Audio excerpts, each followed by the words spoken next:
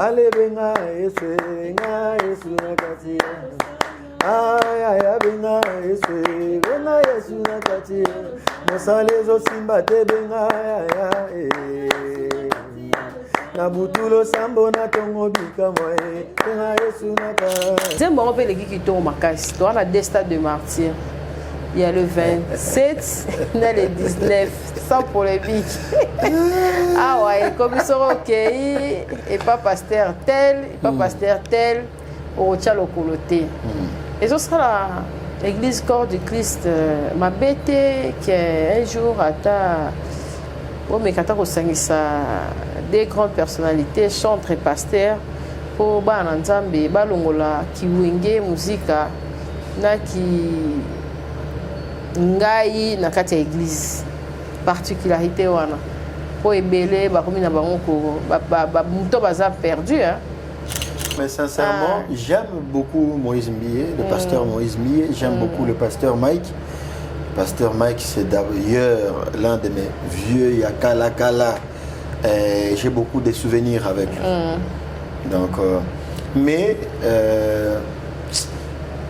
ndenge lo barabitu mbabanzoko na wala ngweza li c'est salukuta ya solo neti ngabo na fandi na bengi pena pasteur Mike ata téléphone na WhatsApp boya na fandi sabino moi mkebeta mbunda tamusu mbunda na robeta ezande aw ouais peut-être aw tamusu bakoyo kanga to mbunda musu na robeta na prière na osambela parce que nyonso boko sala nyonso bako sala entre bango mibale soki nzambe asimbi mitema na bango te.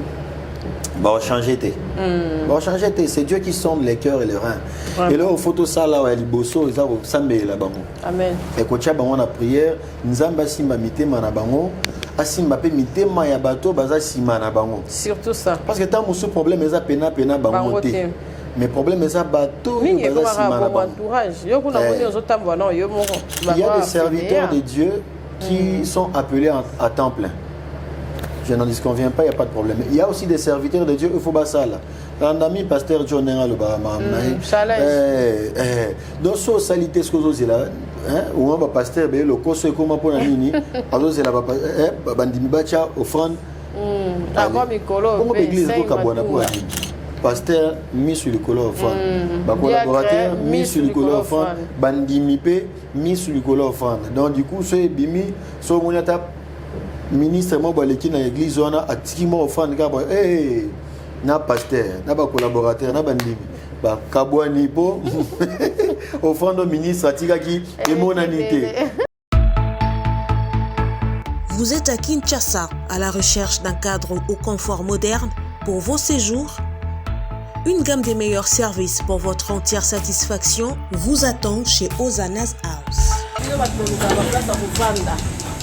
Nga lelo na olala awa na matete na malangi na Ozana House.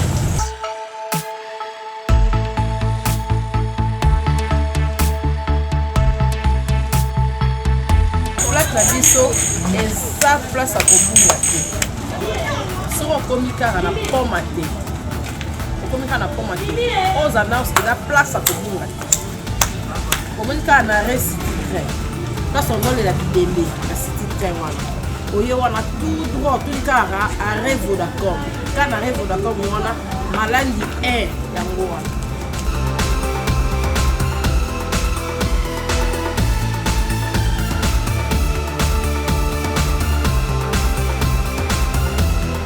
Et ouvrant sur un balcon qui vous offre une très belle vue. Et d'une cuisine entièrement équipée.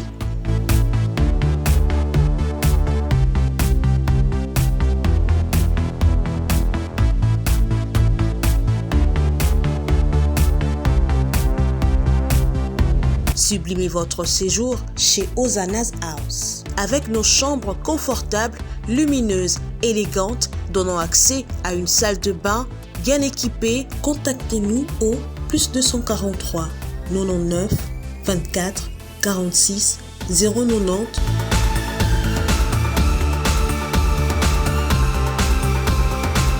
ou encore au +61 420 513 456. Situé à Kinshasa au numéro 5 bar A du quartier Malandi 1 dans la commune de Matete, référence à Revodacom, un accueil exceptionnel chez Ozanas House.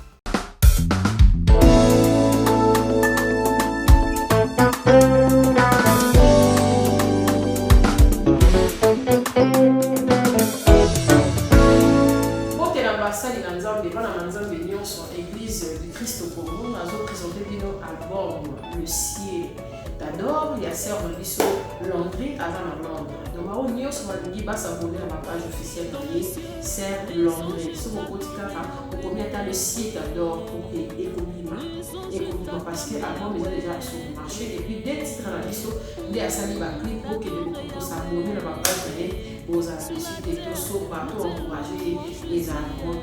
Le ciel d'Adore, il y a ça aujourd'hui, ils ont déjà dispo sur le marché. En tout cas, Zambé a comme la après cette chose pour vivre là, tous à la tout canté pour Misaël, pour Misaël, merci.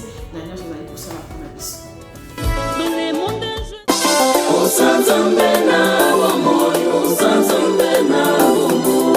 Bienvenue dans Capache Télévision, merci de nous suivre partout dans le monde. Aujourd'hui, on va recevoir un pasteur qui va nous parler de ses œuvres et de lui. Il s'appelle le pasteur David Elisha. Il est compositeur, chanteur aussi de l'Éternel, chanteur gospel. On va parler avec lui en long et en large par rapport à ses actualités. Et merci à la bière, ma petite sœur Ursula Kaili Kapache. On a été karana ba robe. Ya maputa oboyebi maye alobi ke mama Kapache.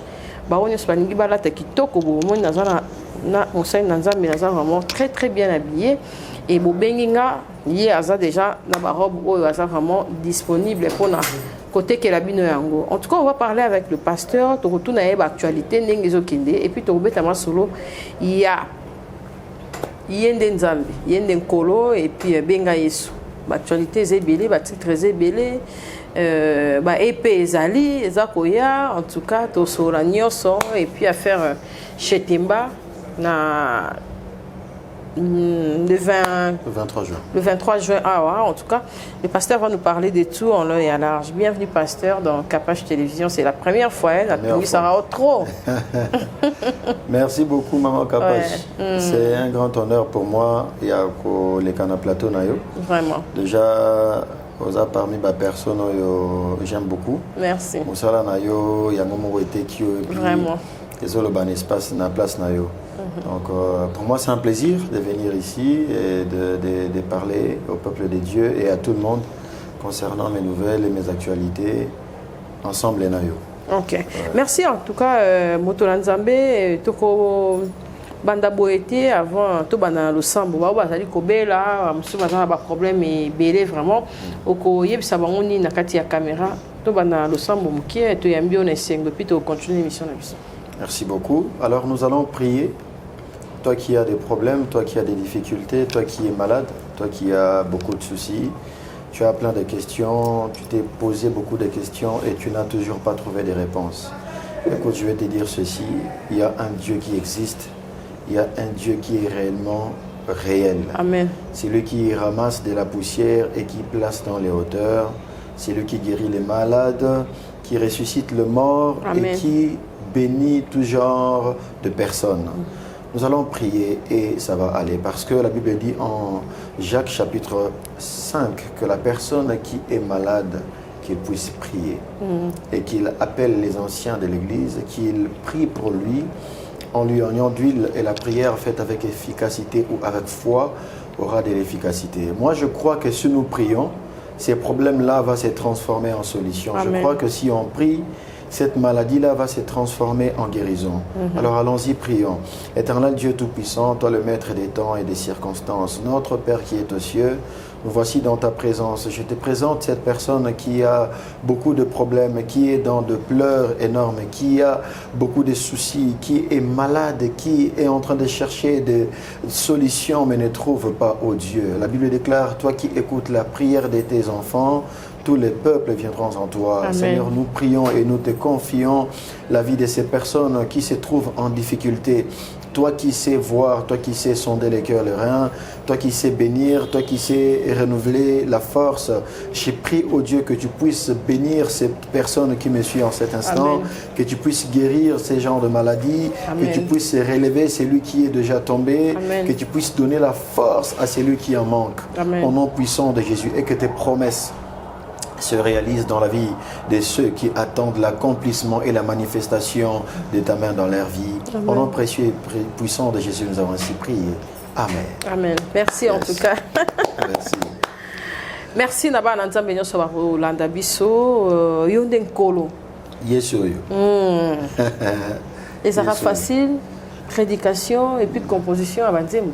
Oui, et ça c'est facile. Hein? Certainement, et le quoi facile et cause à la péter. Je ne me contredis pas, mais justement pour dire que ce que je sais les locaux par exemple, aux a des difficultés énormes. Je m'explique. Pour nayo au sala aux sala aux en a posate aux olango 40 heures du temps, ou je sais pas moi 24 heures. Et ça coule. En fait, quand tu es dans ton domaine, il y a certaines choses qui coulent de soi-même, tu ne forces pas la nature. Donc certainement, ça nous demande un peu plus de concentration pour nous bimiser l'eau oyo et ça part entière en fait, parce que nous sommes dans un monde, dans un milieu où les chansons sortent chaque jour. Ok. Bat studio chaque jour. Certainement au koyemba libala, au koyemba bana, au koyemba mais il faut yeba nini na koyemba la musiko pour ezwangolu et bimana sens musus pour bat bayemba de mabala, bayemba déjà bana, bayemba déjà yesu. Mais qu'est-ce qui va faire en sorte que ce que Yembi soit à la différence? C'est là maintenant qu'intervient aussi la concentration. Ok, mais le titre Mikolo, ils sont sous le roi à karaté. Le titre Mikolo est comme une attaque.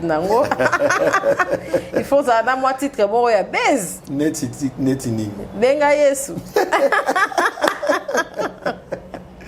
Benga Yesu ça baise. Benga ye, benga ye. Yes, mais Benga Yesu, en fait, c'était un titre qui m'est venu comme ça. Parce que j'étais... Ça t'entendait un Ngolo et Joa qui vraiment en pleure. Certainement, ceux qui te bota bana, tu s'attendais à que bana na base à la grand. Mais à un certain moment, tu me rappelles, je suis étonné parce que moi, je suis c'est ça, Benga Yesu. Je m'attendais à que Nzembo et Ozala Pena Nzembo Pena et Ozongi Sanga na game, et Ozongi Sanga na marché, tout ça. Mais, et que Moussika. Amen. Et ça a eu vraiment un effet spécial. Et qui au-delà, il y a des limites, au-delà, il y a une imagination, partout dans le monde. Je dis partout dans le monde, et aux États-Unis, en Europe, parce qu'il y a Spotify, tout ça, il y a un rapport. Dans YouTube, tu vois, au moins, il y a une place où il y a Luxembourg, il y a Australie, place. Donc, donc c'était une bénédiction et tu sens vraiment que c'est Dieu qui nous avait donné cette chanson. Et Ozali déjà moto baché mafuta un colo. Ozali pasteur consacré. Et ça depuis quand? Et puis le yembo Ozali qui na chorale tout temps au yé Ozali qui n'a déjà na makila. Le yembo ezanga na makila. Appelle le yembo ezanga na makila. Parce que papa nanga c'est un pasteur. Ok. Et na botami na koutier déjà pasteur. Ok. Donc du coup na koli na kati ya famille chrétienne, papa pasteur, maman baneko viens se voir. C'était ça notre église de l'époque, viens se voir. La commune. Zena commune à Kin entre viens se voir peser belé. Viens se voir, il y a pasteur Lambalamba. Donc, Zagi entre église, entre direction Platona de l'école, Nakatia Congo Loana. Donc, on était là. C'était là, vraiment, là, qu'on a commencé. Et mon père, moi, depuis âge, il y a 5 ans, en fait, nous avons déjà, depuis Kobotama, un jour, on a Botama, papa n'a pas quitté.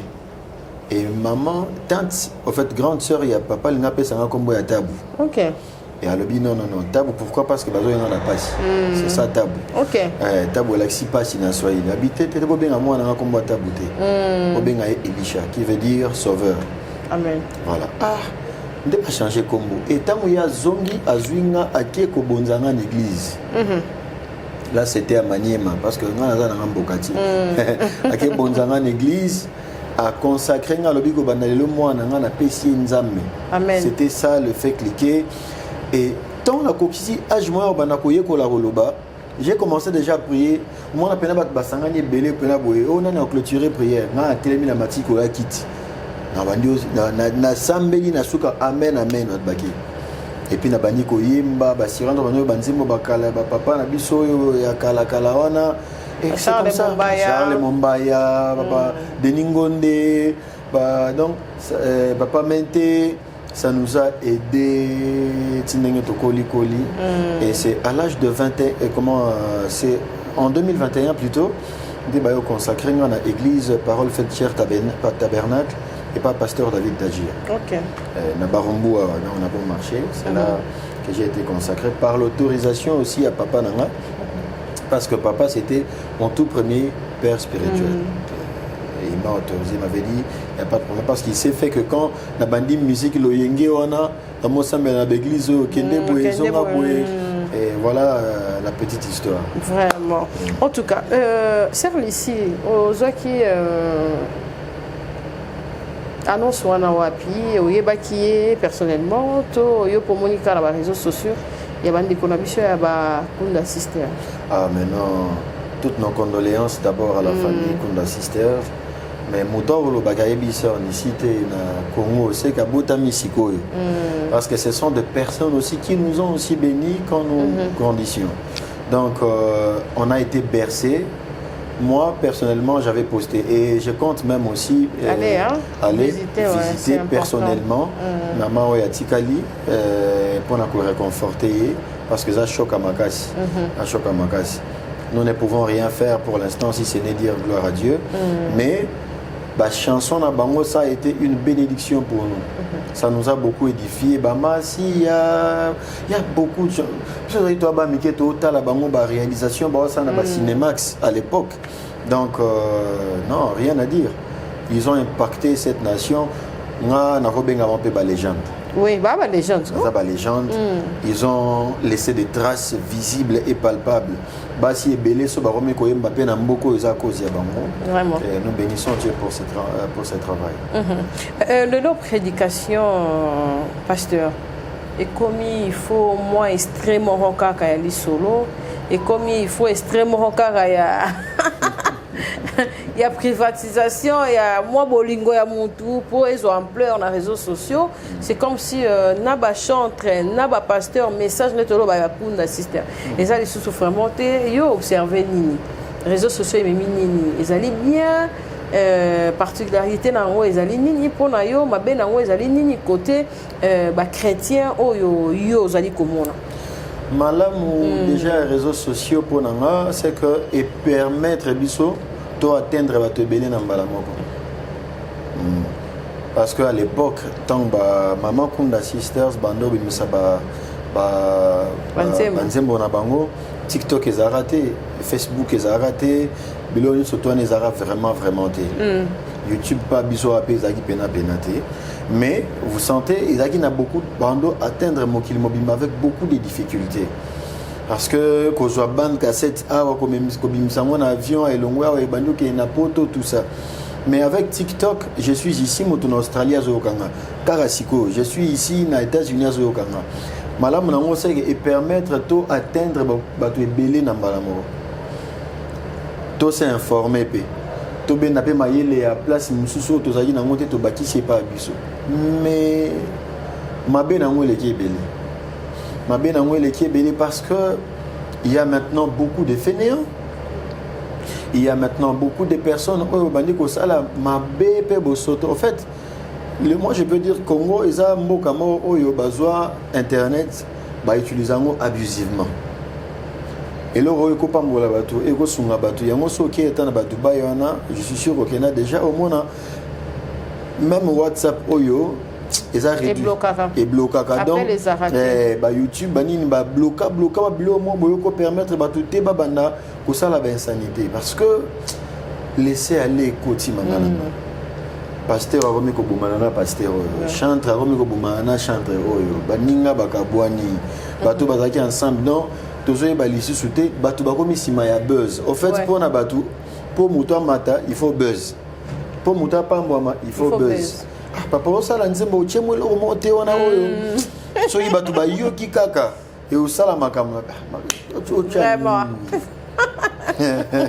otya nini nani nafande na nafandi ngana neti nzembo yesu oyo nabimaki na pamba na yembi bo na kotisi swahili parce que je suis swahili nabi bo wana bikotisa mwa bilingue na yembi lingala na yembi français na yembi anglais na yembi swahili na yembi place mosusu tatangaza yesu oyo bato bango soki tika na kota na maza tatamaza moto na moto abimisi yango sans rien demander yesu oyo asengaki mbongo abakiselinga pe yesu oyo asengaki libala bakiselinga bana yesu oyo alukaki mosala bakiselinga promotion yesu oyo yesu oyo yesu oyo yesu oyo Jesus I love you so much yesu oyo tatangaza jina lako tatangaza ça veut dire kombo na yo na kopanza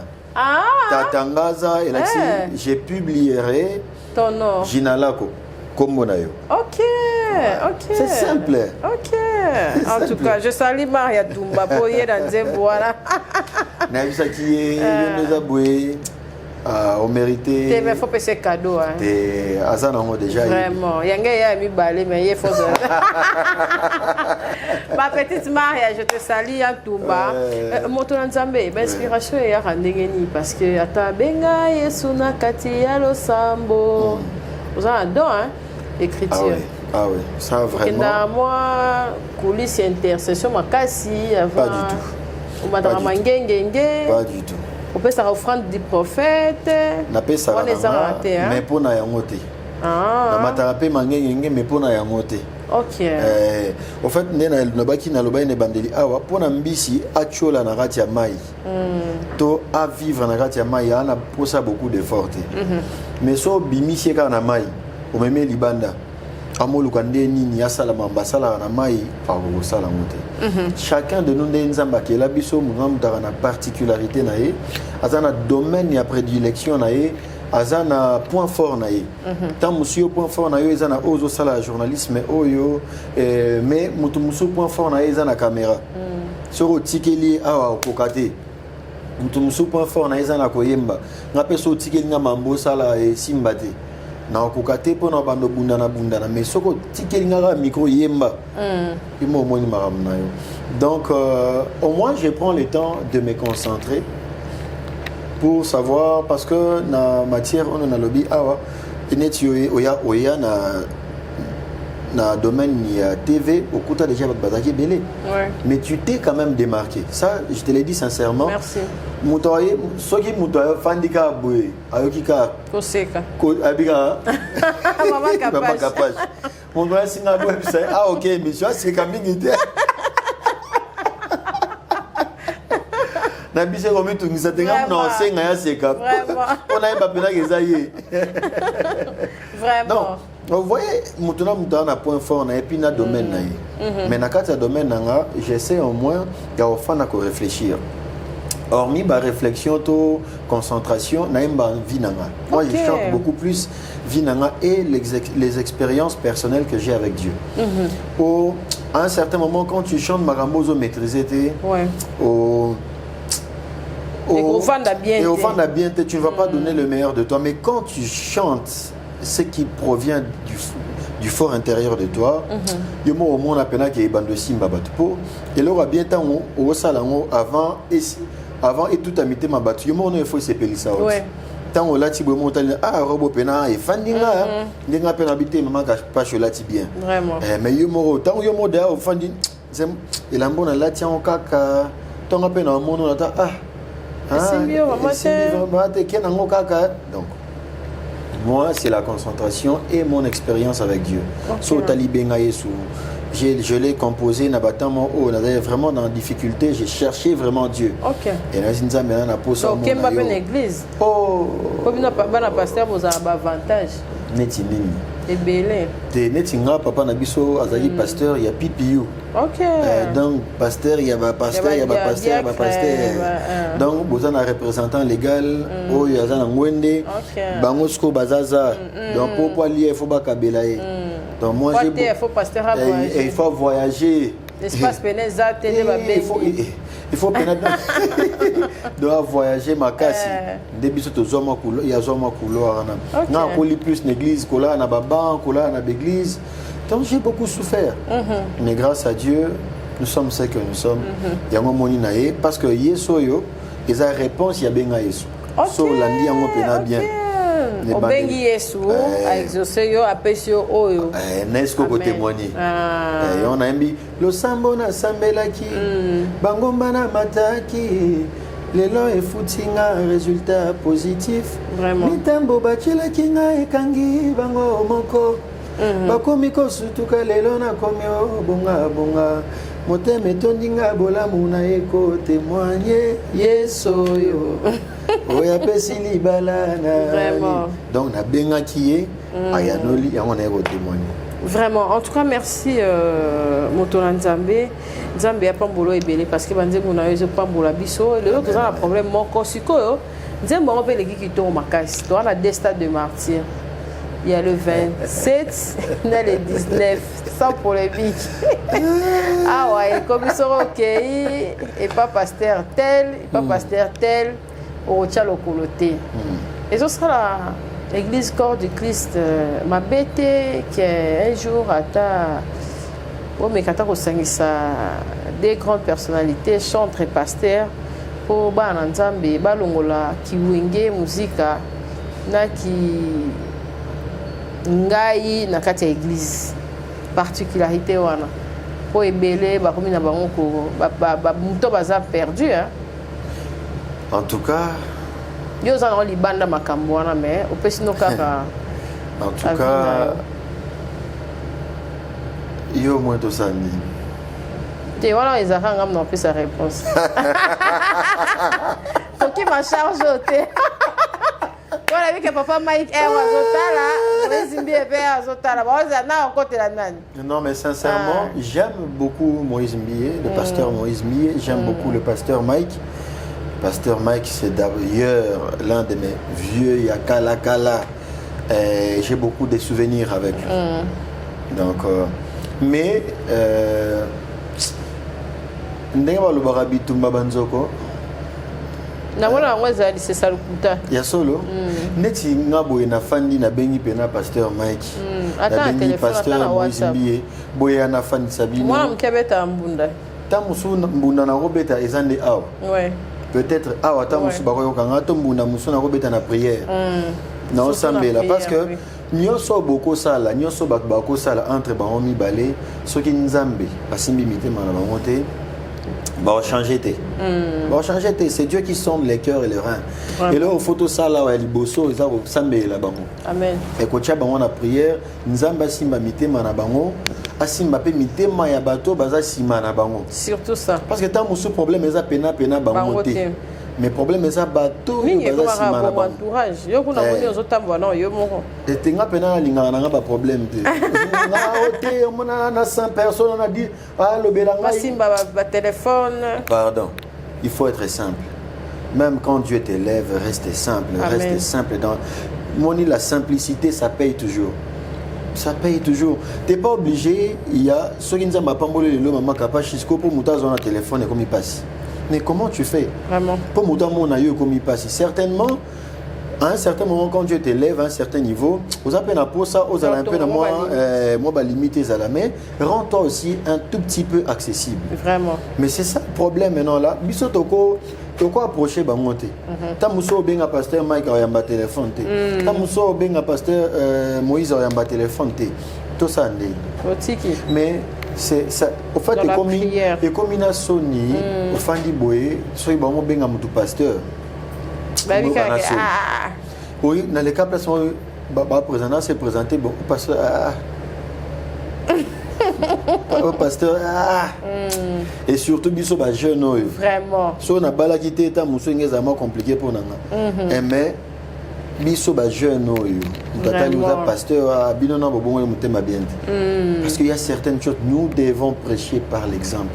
Moi les réseaux sociaux to lobaki parce que sur les réseaux sociaux za quitté yo kanti ne aboina tan wakala papa na biso bando so na te bando putana te ne mambo za quitté le comique grave et comme isko tous ces bateaux qui ne wapi vraiment so keboy ba wana so ba monio so po keboy yo kati na tous a perdu nangana yo tous a perdu donc elo sala eza to sambela ra bango mibale na ba entourage na bango vraiment samba si mamité na bango pour batika parce que nous devons gagner les âmes.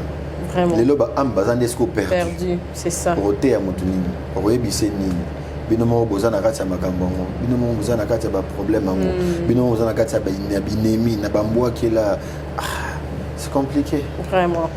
Le concert célébration Benga Yesu. Célébration Benga Yesu. La village Chetemba. La village Chetemba. Année passée tout ça là qui on a Athénée de la Gombe. Année au Tosali on a Chetemba.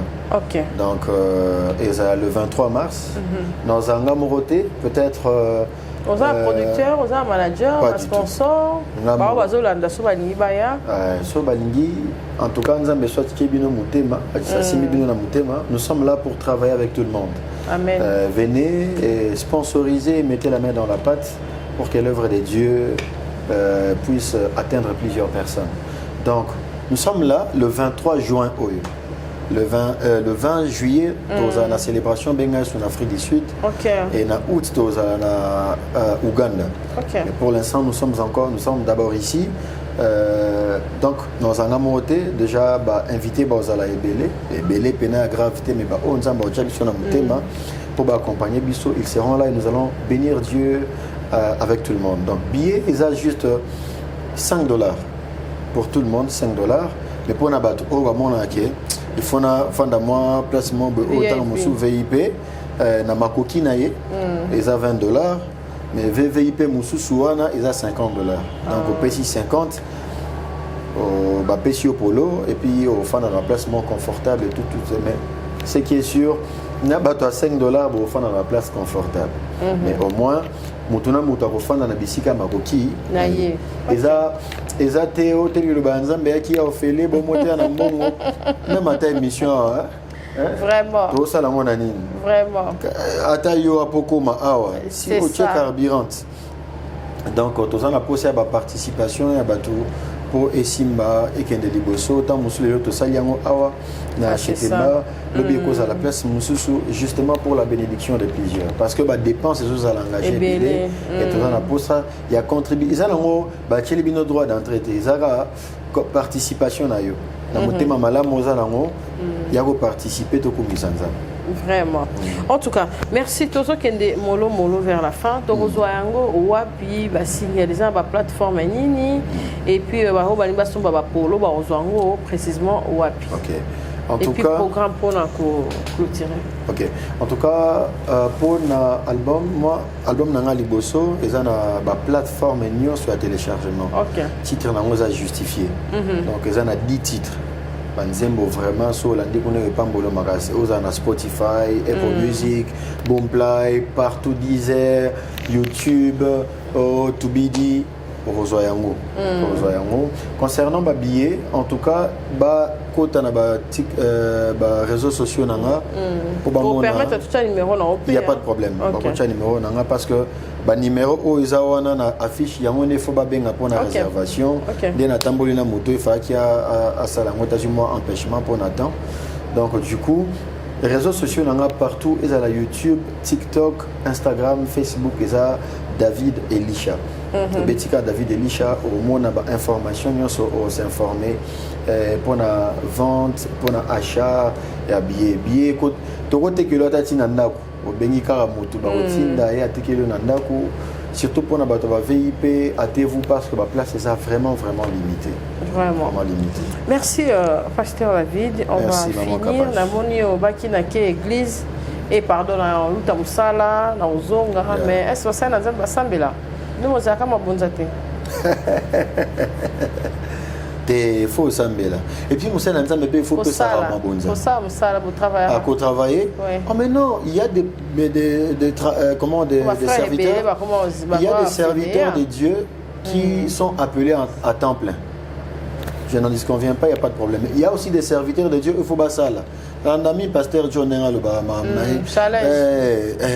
donc so salité ce que vous là, ou un pasteur le coso comment pour la nini, alors c'est la bandimi bacha offrande. Comment l'église est kabwana pour anime. Pasteur mis sur le color offrande, collaborateur mis sur le color offrande, bandimi pe mis sur le color offrande. Donc du coup c'est bimi, so monata ministre mo baleki na église on a atiki-mo offrande ka na pasteur na ba collaborateur na bandimi ba kabwani po offrande au ministre atika ki émonanité. Donc du coup moi j'évite ça. Je travaille, je suis entrepreneur dans ça la maramebele justement pour leur permettre ngande na financer ce que musala nzambe. Ah c'est bien. C'est un peu ça parce que Soniza marasi na musala nzambe oyo soko lobi ofando kanga maboko ça la nzambe tu seras ridicule et puis avec vous pasteur en tout cas l'antikelo ça la quand même ba a capella et puis moi exhortation qui est là-bas balandi biso ngala pesio merci pour le passage na yo na Kapach télévision ils a soukate prochainement pour y sous na actualité belé Monique on a vraiment très serein vous savez l'émission qui toko douceur qui toko tu obimi na ça va déranger Nzambe a pas mbolo li sous belé église za wapi au PCP adresse OK église za na bon marché OK na croisement songolo na ko délivrer bato mingi koto alléluia kuna bafle. Ah, mais délivrance au Kobo et à monter. Ok. Délivrance au Kobo. Bien pour l'évangélisation. La délivrance, c'est une vie continuelle d'un enfant de Dieu. Parce que aux qui délivrés, aux anaposaka, il y a délivrance à tout moment, pour tout et dans tout. Donc du coup, Sambela Nzambe, conseil n'a coupé ça, surtout et pas à jeunes, surtout pas à bateau baolananga. Son métier est travailler na onzamba bengayo luko yeba point il y a prédilection na ezanine point fort na yo ezanine ya on est travailler sur ça t'as pas besoin de collecter ça vina mobimba na habitude lukande onzamba pesa ki osoko simbie mati osoko simbie fuluki mutu nyonso bengama na classe té mais onzamba pesa yo na sala yango ekene liboso e fuluka et crois juste que Dieu a pesa na ba oyo balukaka ye. Donc Sambela respecter maloba nzambe respecter ba principe nzambe zama ozanga te opambola yo. Merci maman Kapach aussi pour cette invitation, merci beaucoup pour l'accueil. J'ai été béni et na sepeli beaucoup nesika na pambolio lisusu pambo makende wa mama tonga esika na yo chaîne comme munene comme réputé nzama matiso memo likolo lisuko leka ba matériel akafu kafu ekota wana kombo na Yesu ba trophée akafu kafu ekota wana kombo na Yesu ça laisse mon abiso bana nzambe. Au nom de Jésus-Christ de Nazareth. C'était ça ma prière. Merci. Amen. Nemanze moni. Benga Yesu. Sangi sangoka. Nakati ya losambo apesa kabana na basi bazanga batrompe nakati ya losambo yokosala ya nakati ya losambo atalaza kufakala ye akosepo ye. Ale benga Yesu nakati aya benga Yesu nakati mosalezo simba te benga na butulo sambo na tongo bika moye benga Yesu naka lo sambo ya butu na tongo réponse Ah, Yesu, il m'a tout donné sans rien demander. Nasenga kimbongo abaki selinga pe mai. Nasenga bilibala abaki selinga bana e. Naluka kimosala abaki selinga promotion. Ah, Yesu yo. Ah, Jesus, I love you so much. Oh, hey, Tatangaza, Dina Lako Tatangaza, hey, Tatangaza, Inalako Tata Maza. Merci en tout cas. Bye. Merci, bye, bye, bye, bye.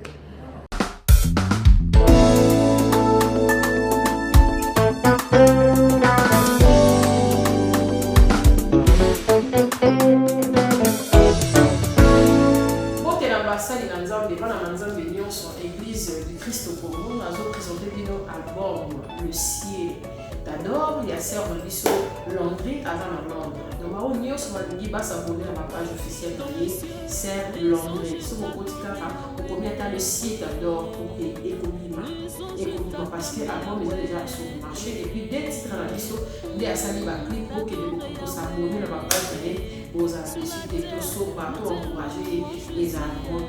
Le ciel d'Adore, il y a ça aujourd'hui, ils ont déjà dispo sur le marché. En tout cas, Zambé a pas mon après cette chose sur Vimoulaï, tous à la tout canté pour Misaël, pour Misaël, merci. D'ailleurs, je vais aller pour ça la première mission.